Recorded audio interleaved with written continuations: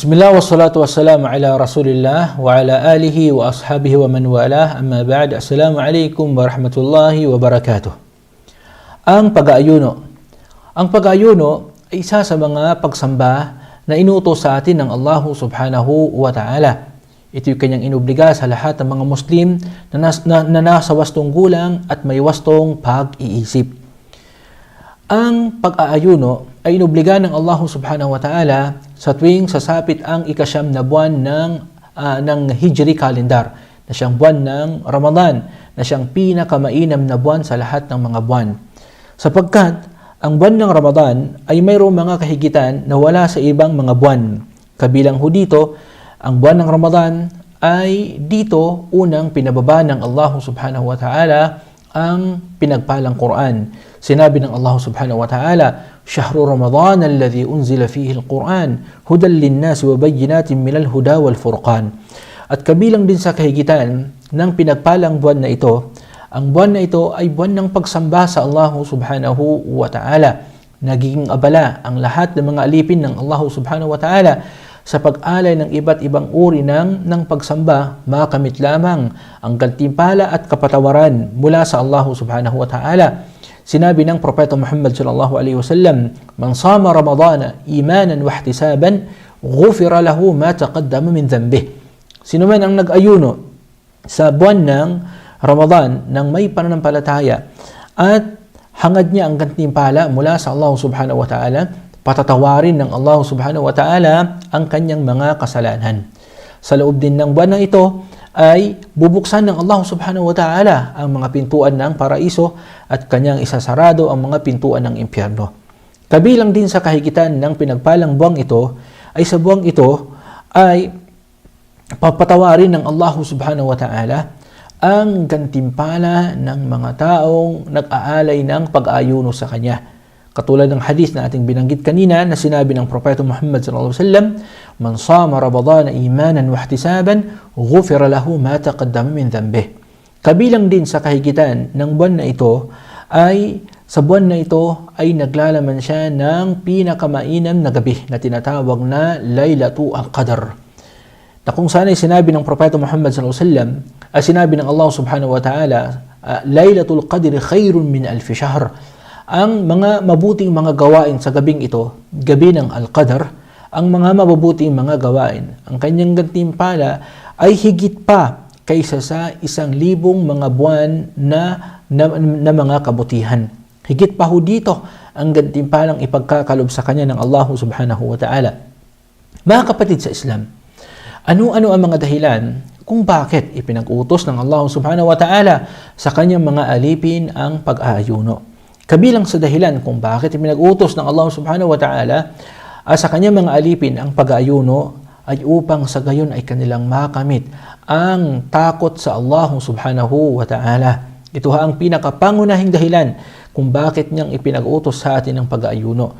Sinabi ng Allah subhanahu wa ta'ala, "Ya ayyuhalladhina amanu, kutiba alaykumus siyam kama kutiba alal ladhina min qablikum la'allakum tattaqun." O kayong mga sumasampalataya, ipinag-utos sa inyo ang pag-aayuno katulad ng pag-utos sa mga taong mga nangauna kaysa sa inyo, la'allakum tattaqun, upang makamit ninyo ang pagkatakot sa Allah subhanahu wa ta'ala. At sa pamamagitan din ng pag-aayuno ay masasanay ng tao ang kanyang sarili mula sa pag-iwas mula sa anumang mga makasalanang gawain.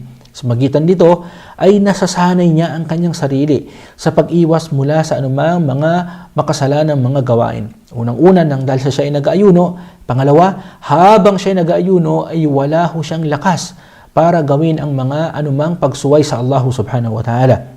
Pangatlo niya, sa pamamagitan ng pag-ayuno, maaalala ng tao ang mga taong naghihikahos. Maalala ng tao ang mga taong gutom. Maalala ng taong nag-aayuno ang mga taong nangangailangan ng pagkain na katulad niya. Bagay na magtutulak sa kanya upang magbigay ng kawang gawa sa mga taong naghihikahos at sa mga taong mga nangangailangan.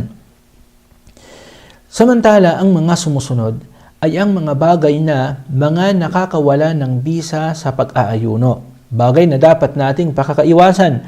Ang unang nakakawalang bisa ng pag-aayuno ay ang sinasadyang pagkain at ng pag-inom sa araw ng Ramadan. Sapagkat ang pagkain at ng pag-inom ay pinahintulot lamang ng Allah subhanahu wa ta'ala sa gabi o pagkalipas ng paglubog ng araw. Samantala, ang sinasadyang pagkain, ito'y nakakawala ng bisa ng pag-aayuno. Samantala naman, ang pagkalimot, ang pagkain at ng pag-inom, sanhi ng pagkalimot, hindi ho ito nakakawala ng bisa ng pag-aayuno. Pero kung kailan naalala ng tao na siya nag-aayuno, iwanan niya ang pagkain at iwasan niya ang kanyang pag-inom. Pangalawang nakakawalang bisa ng pag-aayuno ay anumang kasing kahulugan o katumbas ng pagkain at saka ng pag-inom. Kabilang dito ay ang pagpapaturok sa katawan ng tao na katumbas ng pagkain o di kaya ng pag-inom.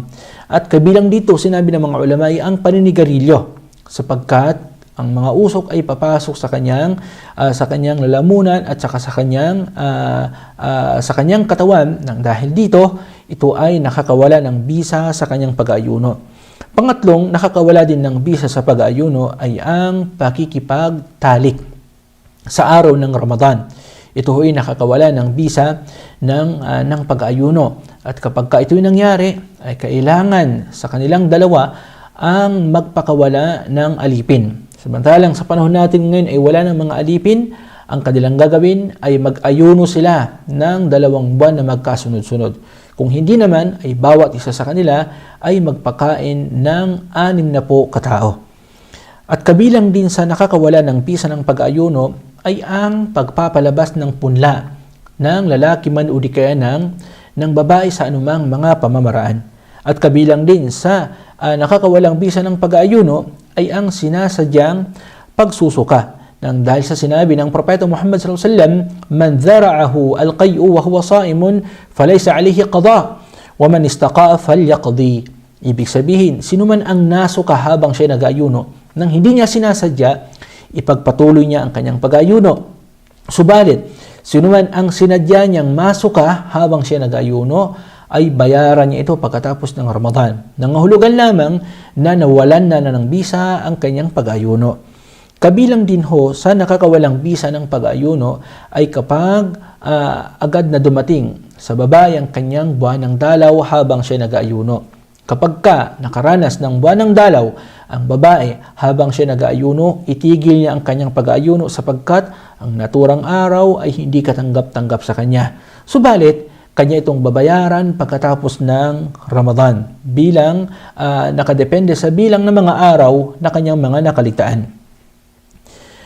Ang mga sumusunod naman ay yaong mga taong pinagkalooban ng Allah subhanahu wa ta'ala ng rukhsah o di kaya ng pahintulot na hindi mag-ayuno sa araw ng Ramadan. Sino-sino ito yung mga tao na pinahintulutan ng Allah subhanahu wa ta'ala hindi mag-ayuno. Nangunguna sa kanila ang mga taong may matinding karamdaman. Ang mga taong may matinding karamdaman na wala ng pag-asa pang gumaling ay maari silang hindi mag-ayuno, subalit sa bawat araw ay kailangan nilang magpakain.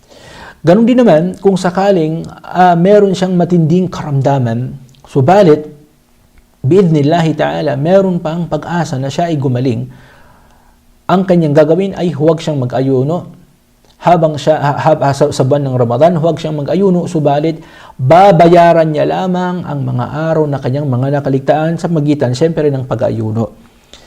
At pangalawa naman ay ang al-musafir, yung taong naglalakbay. Ang taong naglalakbay, pagkatapos niyang nakalabas mula sa kanyang syudad at habang ang kanyang pupuntahang destinasyon ay sobrang layo, maaari siyang hindi mag-ayuno habang siya ay naglalakbay. Subalit, kailangang bayaran niya ang kanyang mga nakaraang mga araw pagkatapos ng buwan ng Ramadan. Sinabi ng Allah subhanahu wa ta'ala patungkol sa mga may sakit at patungkol sa mga may patungkol sa mga naglalakbay, wa man kana minkum maridan aw ala safarin fa'iddatun min ayamin ukhra. Kabilang din sa mga pinahintulutan ng Allah subhanahu wa ta'ala ang hindi mag-ayuno, bagkus bawal sa kanilang pag-ayuno, yaong mga babaeng may buwan ng dalaw o di kaya nakakaranas ng nifas, yung post-bleeding pagkatapos niyang manganak. hindi pinahintulutan sa kanila ang pag-ayuno, subalit muli babayaran lamang nila ang kanilang mga nakaligtang mga araw pagkatapos ng buwan ng Ramadan. Ano ho ang hatol sa sinasadyang pagkain sa araw ng Ramadan? Sino mang taong sinadya niyang kumain sa araw ng Ramadan ay kailangan niyang humingi ng kapatawaran sa Allah subhanahu wa ta'ala, sapagkat ito ho ay malaking kasalanan. May turing na malaking kasalanan sa Allah ang sinasadyang pagkain sa araw ng Ramadan. Dapat niyang malaman na wala siyang ibang dinaya maliban sa kanyang sarili. Bagamat ang pag-aayuno ay walang ibang taong nakakakita, walang ibang taong saksi sa kanyang pag-ayuno, subalit sadyang ang Allah subhanahu wa ta'ala ay saksi sa kanyang pag-ayuno, kaya dapat sanayin ng tao ang kanyang sarili sa pagkatakot sa Allah subhanahu wa ta'ala habang siya ay nag-aayuno. Wallahu ta'ala alam, wa sallallahu wa sallam ala nabiyina Muhammad.